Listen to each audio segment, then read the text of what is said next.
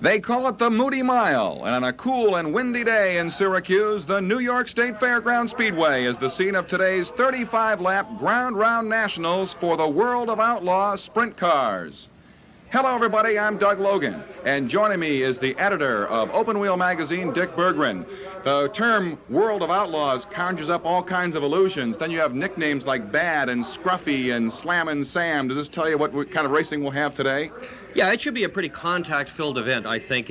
These guys are really the outlaw travelers of 1987. They harken back to a much earlier era, maybe 50 years ago. They live out of suitcases and they go from racetrack to racetrack. Many of them earn their living at this sort of thing. And in fact, if the truth be known, the two guys on the front row really don't like each other. An outstanding front row. Meanwhile, we have Andy Fusco down in the pits, and he's going to fill us in on some more pre-race activity. Thanks, Doug. If you hear from me today here on pit road, you'll know something's gone wrong because sprint cars aren't supposed to pit. This race is a sprint car race in every sense of the word. It's a sprint for only 35 miles. That's about as far as they can go on a tank of fuel. And if there's a pit stop for one of these cars during this race, that means that they've pretty much lost all chances of victory lane. On the starting grid with one of the former champions of this race, Doug Wolfgang. Doug, is it possible to win at Syracuse starting in 6th spot?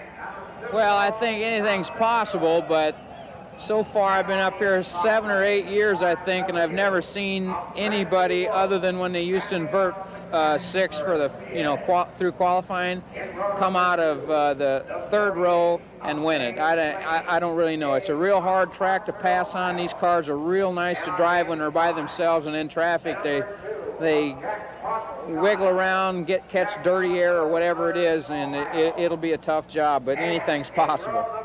Seeing as it's a tough job, what is your strategy for today? Get out in front as soon as I can and try to hold my position.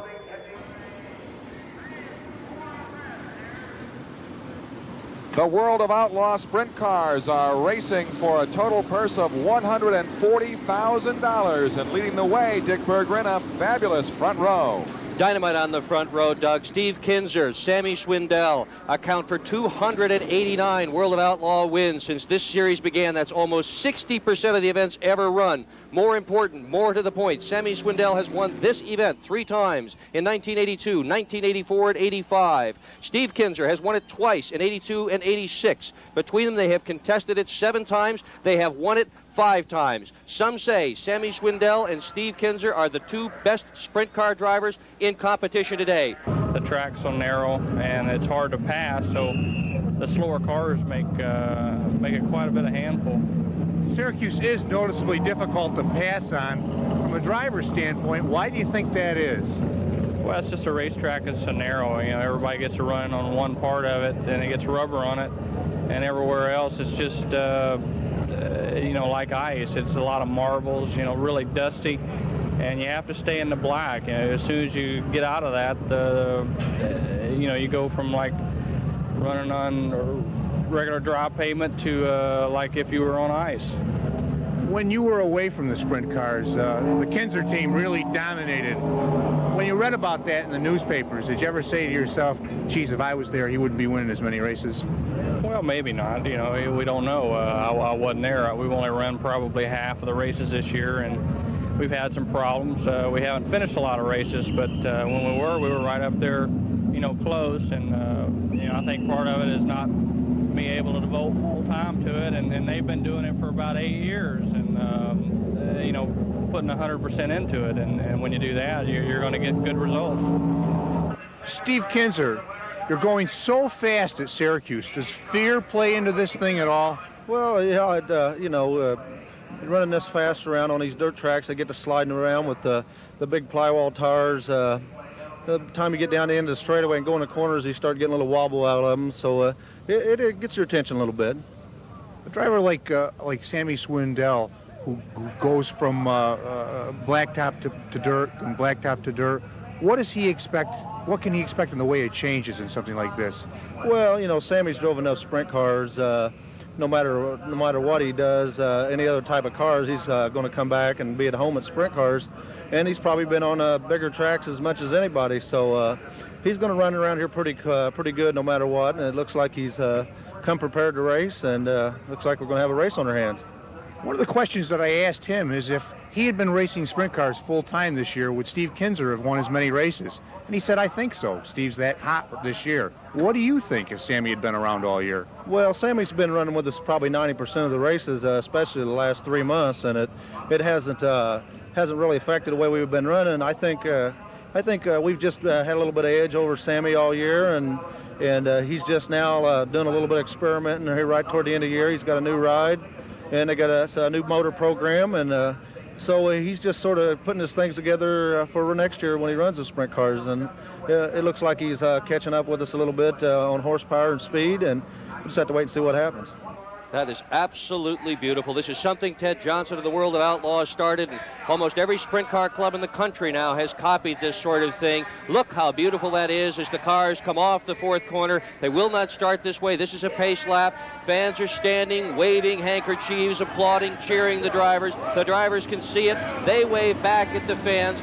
Now they're beginning to form into the two-wide start that they will have very shortly. There's some of the fans now waving at the drivers. An enthusiastic, good-sized crowd has assembled here this afternoon at Syracuse.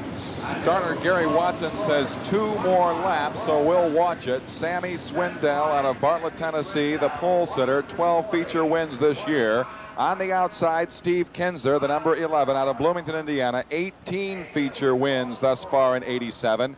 Jack Houdenchild is second row inside out of Millersburg, Ohio. And on the outside of row 2, it's Dave Blaney, last year's runner-up in this event, out of Hartford, Ohio.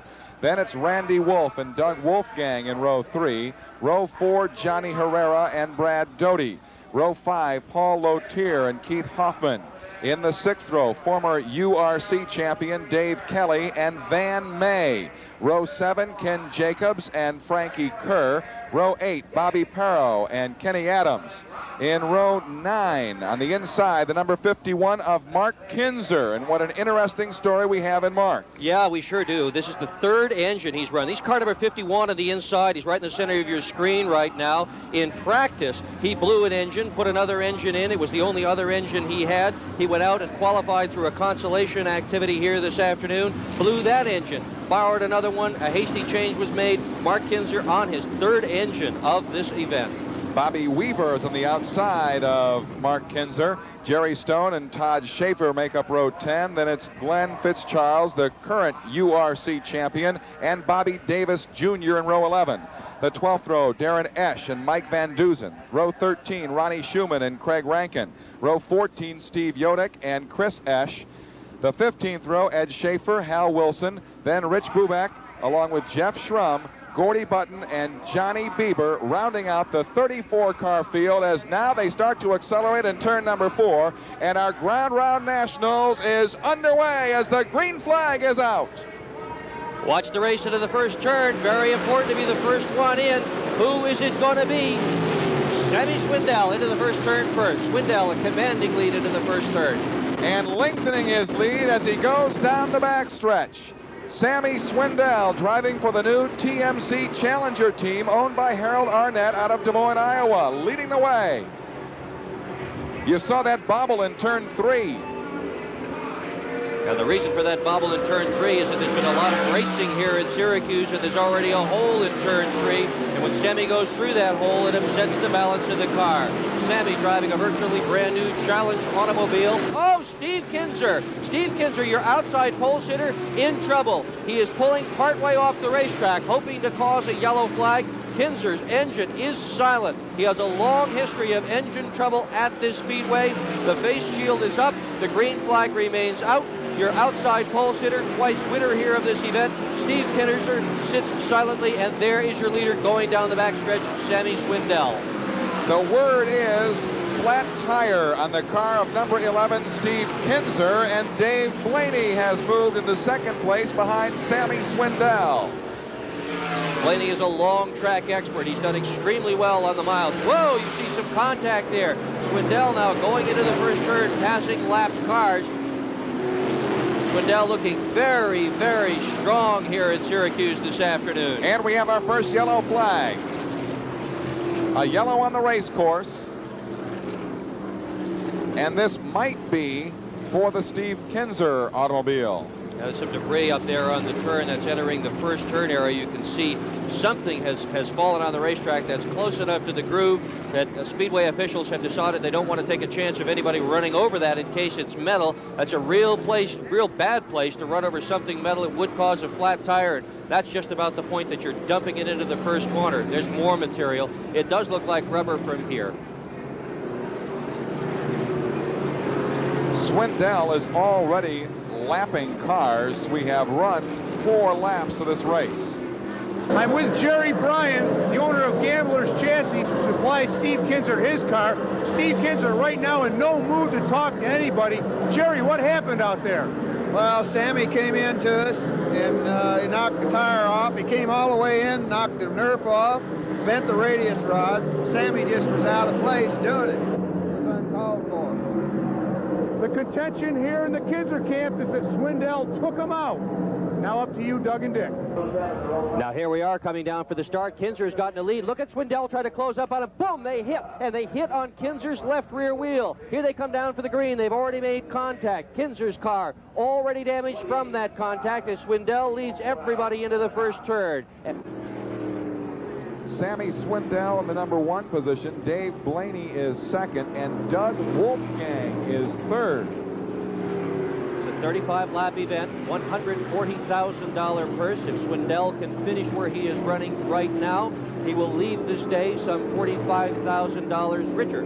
Included in the winnings is a brand new 1987 Chevrolet. He gets to drive that thing home once he gets it registered. This is a 35-mile event. The first 25 laps all count, whether they're under green or yellow, but the last 10 laps must be run under the green. And the field comes in front of us, in front of the grandstand, now into turn 1. And the leader is Sammy Swindell, who averaged 141 miles per hour yesterday during time trials. He zipped around this 1-mile track in 25.55 seconds, and that is a world record on dirt. Sammy Swindell, tell us about that world record lap.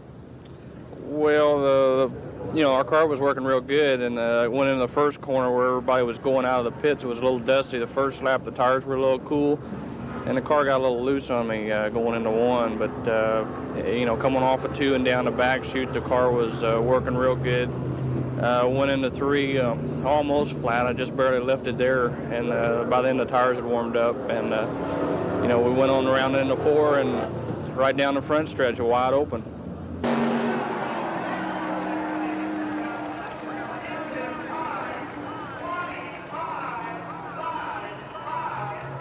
In 1982, he turned this track at 129.384 and set a world record. In 1983, he broke his own record, went 131.3.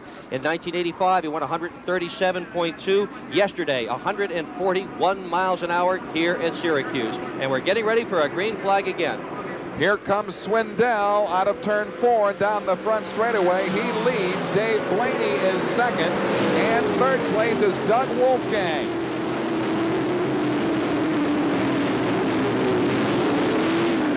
Also, Paul Lothier is moving up in the field. We'll keep an eye on the number 461. Listed now in 6th position.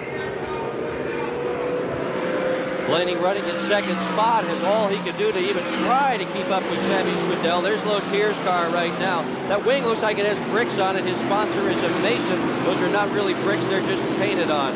Lothier, part of the racing Tobias family. He married one of the Tobias daughters, and he works at the Tobias Speed Equipment Shop. Full-time racer. Car slowing on the track and heading off. Meanwhile, they come around to complete lap number 9. Swindell continues to increase his advantage on Dave Blaney. Swindell's car is a 4-race-old automobile. They did a lot of work on this car to try to make it more aerodynamic. They tried to enclose the driver a little bit more, and they even fared around the shock absorbers so as to not disturb the air. Look how he bobbles going through the corners. That's normal for a sprint car. The wheelbase on these cars is very, very short. They are extremely difficult to handle, particularly at 140 miles an hour. you see how Sammy manages to slide the car going into the corners and how well he was able to avoid that hole. Sammy is the all-time sprint car lap leader here. 6 starts, he's led 169 laps, and he's adding to that here in start number 7. Look at how easily he passes the other cars. Sammy is a master of traffic, but you just caught Dave Blaney in your screen right behind him. Blaney, that number 48 car, Swindell now going into the first turn, trying to lap a car as Blaney closes right up on him. We'll track them now down the backstretch. I don't think anyone would argue with the fact that Sammy Swindell has the faster car, but there's so much traffic to deal with in this 35-lapper. And that means an awful lot. This is Blaney that you're looking at. Blaney has won 50% of the races he has started recently in that automobile, but traffic indeed is a key factor as you see both cars there lapping more and more automobiles. And the way this thing flies, I'll tell you what, traffic is all the world. In 1983, Sammy Swindell had a commanding lead in this event, tangled with a lap car and wound up crashed in the middle of the home straightaway. Uninjured, but it was the end of the day for Sammy Swindell. Out of traffic, Swindell has been clocked at a lap of 28.5 seconds.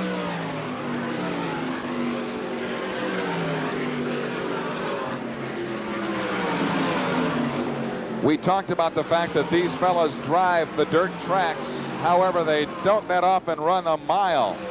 They only run the mile twice a year. Swindell has had more high-speed experience than anybody else on the field, having run Indianapolis cars and also having run some stock cars at extremely high speed. This is the fastest these people will run all year long.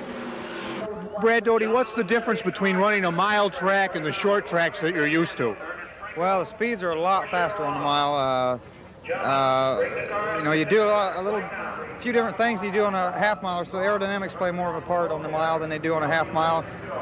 You got to hold your breath and just run as hard as you can on the mile because the speeds are so fast. It does. I think it takes everybody a little bit of time to get up to speed mentally, you know, and that's why the hot laps really come into play. And you know, it's going to be a long day tomorrow, so I think everybody on a mile versus a half mile, they use their head, you know, and don't take too many chances, and you just hang in there and hope you're up front at the end. Time in the last lap, 27.5, and I'll tell you what, that is absolutely flying here at Syracuse. That, in fact, would have been good for the 8th qualifying position here this afternoon. There's Lotier in the number 461 moving up in the field. Earlier you were talking about Sammy Swindell and you alluded to Indianapolis. He compared yesterday's qualifying run to his 4-lap effort to qualify last year in the Indianapolis 500. I wonder what he would compare this experience to. Well, this is certainly a lot more work than running an Indianapolis car, Doug. He's very, very busy there in the cockpit. Oh, we've got some problems on the backstretch. You saw the dust and smoke. Swindell not slowed, not bothered by it at all. And we have a yellow. Now, you're not seeing 2 racetracks here. The car on the inside, there's an inside cinder track that's used for automobiles that are disabled to try to get out of the way. So there's not 2 races going on here at once, just one. Turn 4, we have a car up against the wall. We really can't tell at this point if there was much contact, but there it is. And you can see he's got a flat left rear tire. That may well have been the white smoke that we saw on the backstretch a little while ago. These walls are concrete. They're old. They've been painted before many, many times. And when you hit them, there's usually a big white puff. Let you know somebody has contacted the wall. Safety crew's now going out. Going to pick up some of that debris on the backstretch, we hope, rather than driving right over the top of it. Oh, he's going to do the right thing and stop and pick it all up. That is a shredded tire that we see. Imagine losing a tire at 140 miles an hour. I can't imagine what that must feel like. These cars have no interliners. If you're used to watching Winston Cup racing, where when there is a shredded tire, when a tire lets go, there's a tire within a tire. Not so here. These tires are just as you see them. They're tubeless tires, and when they go, baby, that's it. You're right down on the rim, and very often it means a complete loss of control. Chris Eash, car 17E, with a flat left rear tire. Wrecker crew's on the way out to pick him up. There they are.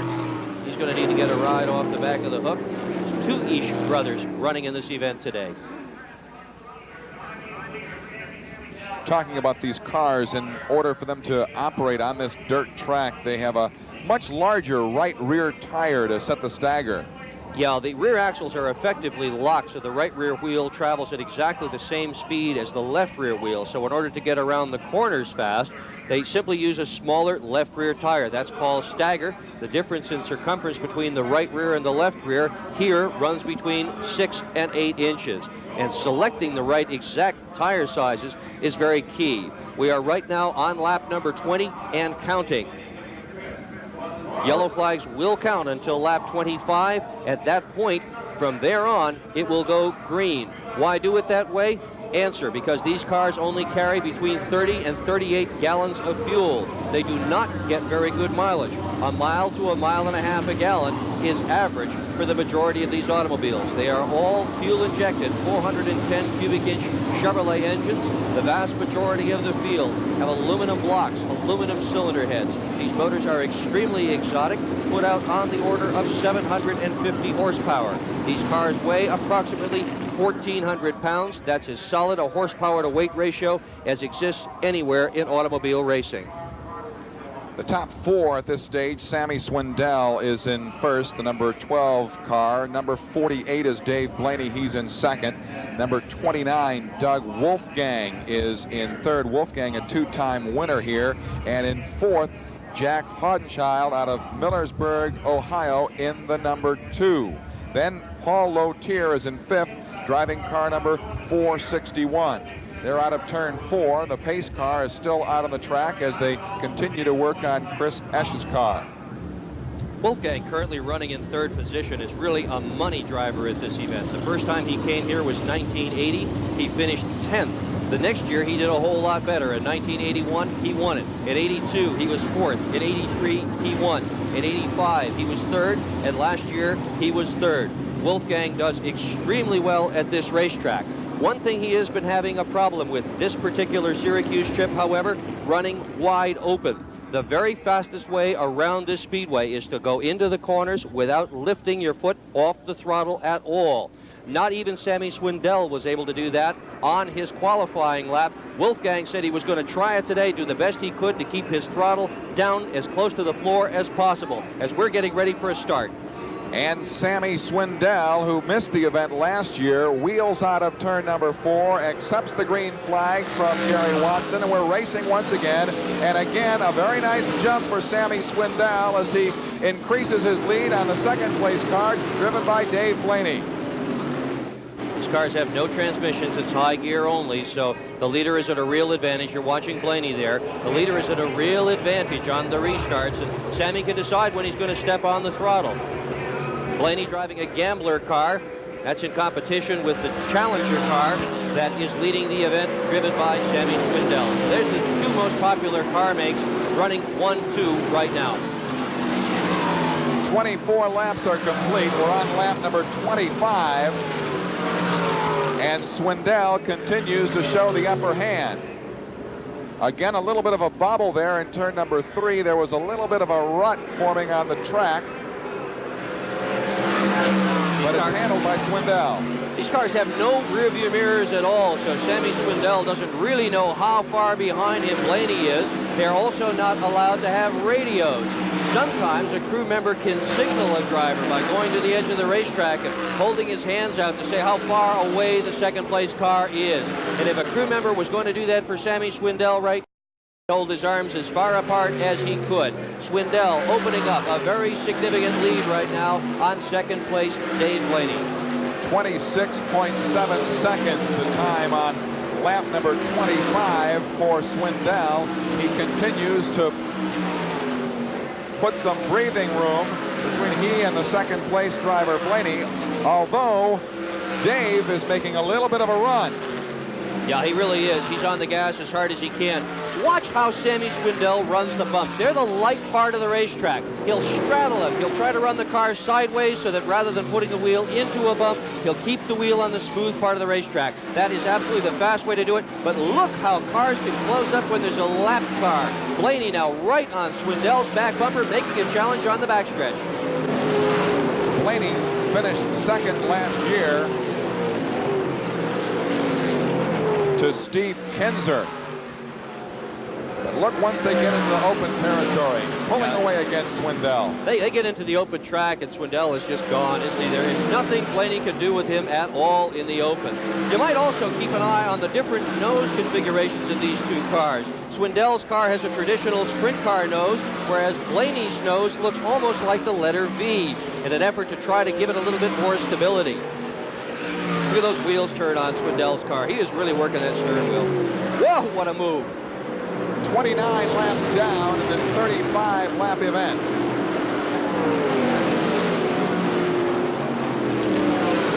Swindell absolutely with his hands full right now in lap traffic. Remember, he got caught one other time while in the lead trying to get by lap traffic. It cost him the race. He is running this cautiously. He does not know where Dave Blaney is, but he surely knows that he is in the lead. And he surely knows when he's in open traffic as he is right now, he is untouchable. So far, Swindell has led every lap of this event. In 1982 and in 1984, Sammy Swindell led every lap of this event, including the final one, and won. On lap 31, Swindell leads. Blaney is second. Doug Wolfgang is third. And Jack Hodchild is fourth. Fifth is Paul Lotier.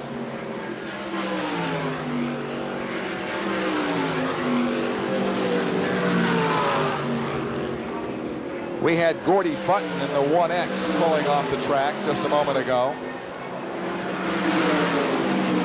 And Blaney is right back on Swindell again. He's not going to give him a minute to breathe. The thing that's important about this is he has closed on him in an open track. And look at Blaney on the low side. Blaney all over Swindell. Swindell is in trouble. Swindell out of it. Blaney has taken over the top spot, and what a duel we have right now going into turn number 1. Blaney closes off Doug Wolfgang and has the lead. And as that goes on, Sammy Swindell coasts down the home straightaway and off. He has just lost $45,000. He slides to a stop, piles out of the car. Sammy Swindell not at all happy at this moment. He almost won 45 grand. Blaney is coming around at the conclusion of lap 33. 2 laps to go, and that's how close it was for Sammy Swindell. Sammy Swindell obviously angered. Sammy Swindell in trouble with victory in hand. Only 32 laps down, only 3 laps to go. Sammy Swindell. Sammy. Sammy. Sammy. Sammy. Sammy. Hey, just a moment. Sammy Swindell, can I have just a moment of your time? Obviously, Sammy Swindell dejected, victory right in his grasp. Something goes wrong with the automobile, only 3 laps to the end, and Swindell and Kinser not willing to talk to a camera today. Well, now we're about to find out. Whoa! Trouble, almost. Blaney almost got into another car. We have an accident down there, debris all over the racetrack. Look at the debris that Blaney had to go through. That is actually between turn 1 and turn 2. And Dick, you've got the glasses on it. Yeah, and it looks to me like a shredded wing. Sure does. Now that's somebody's wing. The World of Outlaws is going to black flag that competitor and not allow him to run, and it certainly is. One of the cars has lost its wing, and that will be the end of it. In fact, he has just pulled off the speedway right now. At 77, Jerry Stone has lost his airfoil. And here's the 80 backwards in the wall. That's Bobby Parrow. He apparently got involved in that situation. The caution flag is on the speedway. Laps are not now counting. So we're holding right now on lap 33. And that should make for quite a sprint to the finish between Dave Blaney and Doug Wolfgang. And we've got a sampling of that shortly after Sammy Swindell tooled off the track. They went side by side into turn number 1, and Blaney was able to close the door. Fuel will become a significant point right now as the cars are riding around and the laps are not ticking off. Some of these cars have smaller fuel tanks. They are used to running on smaller events, smaller racetracks. They got to get this car off in a big hurry. They really do, or some people may well be in trouble in the fuel department.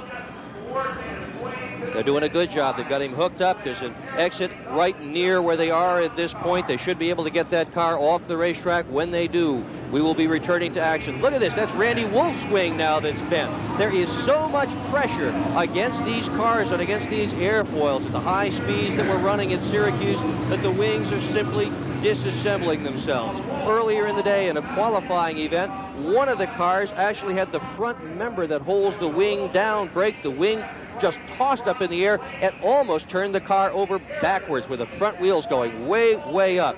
This is Randy Wolf. He had a good qualifying run. He qualified 5th quick.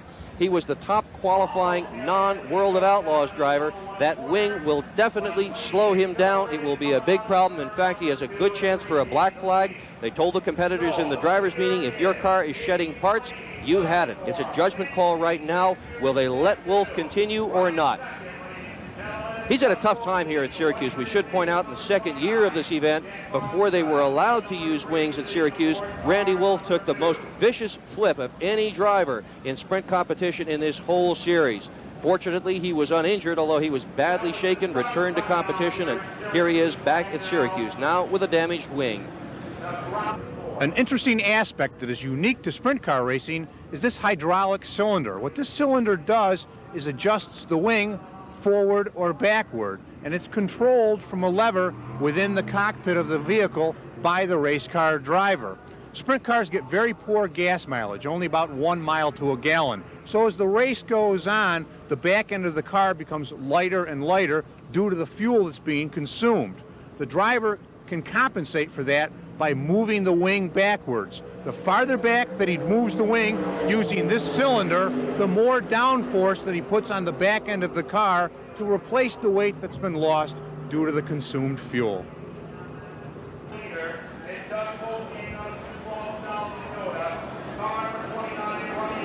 Blaney and Wolfgang coming around on the restart, and here we go racing with 2 laps to go at the New York State Fairgrounds. And Blaney got a very good jump on that start. Jack Hodenschild is running in 3rd. He is driving injured today. Hodenschild, the red car, running in 3rd position on the right of your screen, has very seriously burned hands.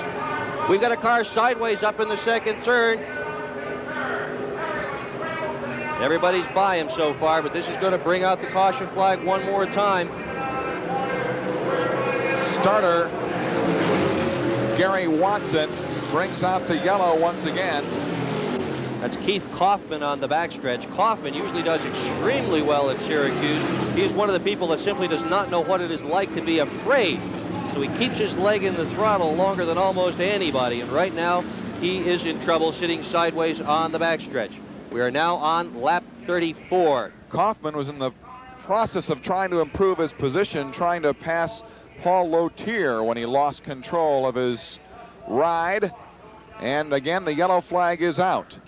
We have 34 laps run on our lap counter in the infield. In first, Dave Blaney. He's got 1 win thus far this season. Doug Wolfgang with 4 feature victories is in second. Blaney is 18th currently in the Copenhagen School Shootout driver points list, and Wolfgang is 19th. Let's amplify on that just a little bit, Doug. Blaney has won several races this year, but only 1 World of Outlaw race. That's what this is, the World of Outlaw Series, the most prestigious of all. Blaney also said just before the start of this race he has never had a car that felt as good as this one does on the mile. They've done a lot of work. Look at how different those roll bars are. They look extra thick. What they've done with those roll bars is that's white tape, and they've tried to fair them in so that they would cut through the wind a little bit better. And you see the low nose on the car, and it's got a full belly pad. They really worked on this thing to try to make it slice through the air and run a little bit better here at Syracuse, and all their hard work is paying off right now. Blaney in the lead. There you see the nose on that car, how different it is from the nose of every car that is following him. He is the only competitor that has a nose that looks like that in the field today.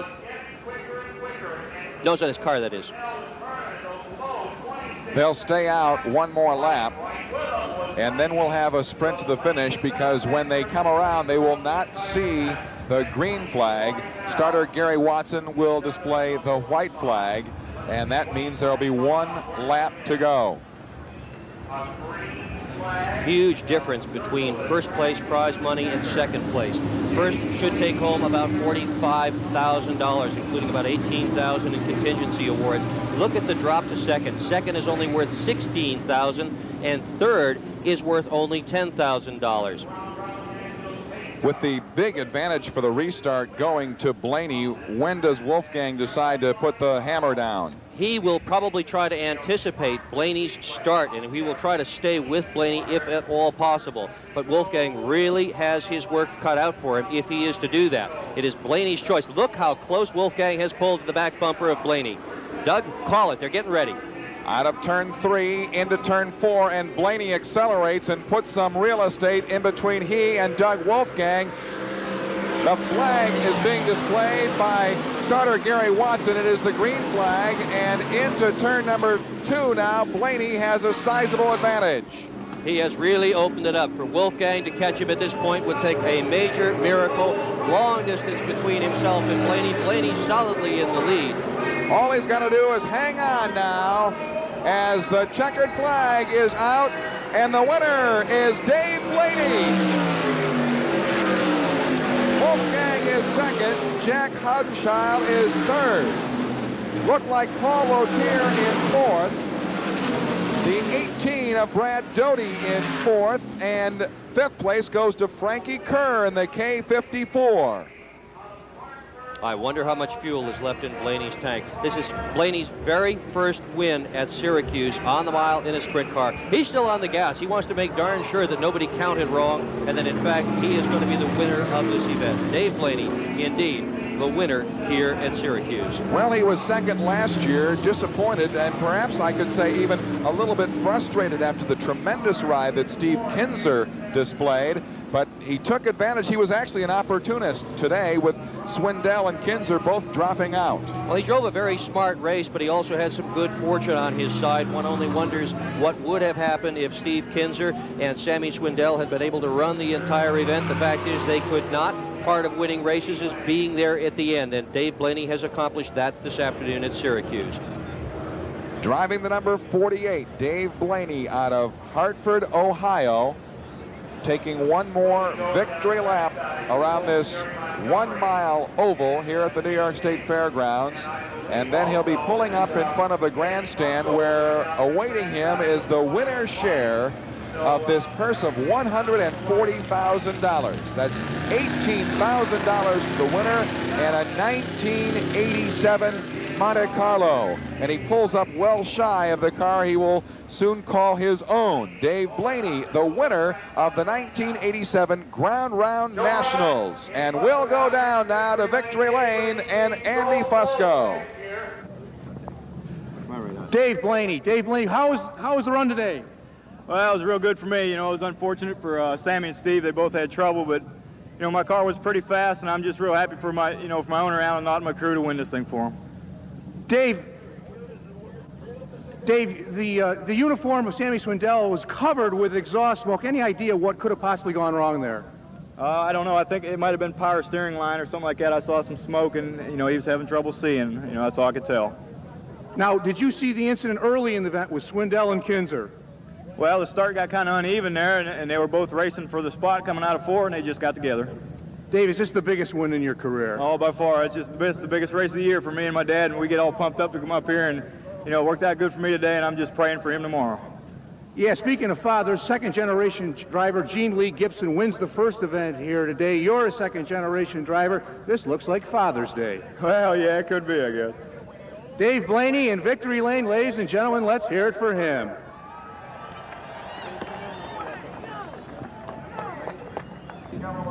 Doug Wolfgang, you told us right at the start of the race that you didn't know if it was possible to come from 6th to 1st, but you sure came close. Well, like I said, I was optimistic, and it ain't never over until it's over, but I actually had a shot to win it when Blaney got caught up underneath Sammy's bumper when he had trouble, and I just didn't quite. I went to the inside of him, and he had just enough engine and the outside angle to drive it on into turn 1, and that was basically the race. If I'd have beat him there, I believe I'd have had it handled, but he had the angle, and they were running good, and I could just keep up in traffic, and that was about it. And wide open, they were quicker than me. Wolfie, did you see the thing that happened with Kinser and Swindell there in the first lap? I saw it. I didn't, just racing, I guess. I don't really know. I guess Steve's left rear tire got cut. Is that the deal?